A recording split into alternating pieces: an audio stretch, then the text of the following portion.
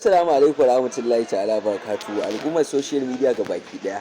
Yanzu nan da kuke gani ciki na ma a kwakware yake yunwa nake ji. Ɗazan ci abinci na ce karfe 1 ba te ba.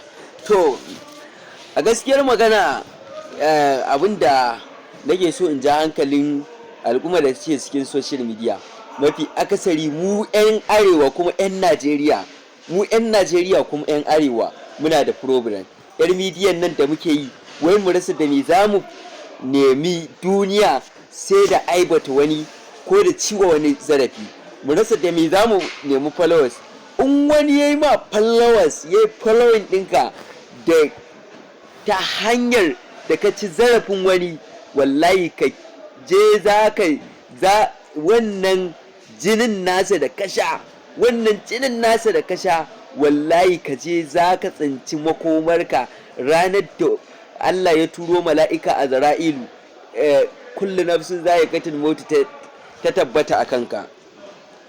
Kuma ku sani cewa al'ummar social media Allah ne da kansa ya ce mana wailin yawma izin lil mukazzibi, ya gargaɗe mu da mu daina ƙarya, mu daina gulma, mu daina munafurci. Allah ya ce wailin yawma izin lil mukazzibi, narkon azaba, narko fa kun san narko, dankon azaba kun san danko na azaba, ya ce ta tabbata ga masu ƙarya. To ku tuna cewa waɗanda suka je suka ce wa amari da ma ire-iren waɗanda suke so su shirya wasu matan cewar wai an gansu suna iskanci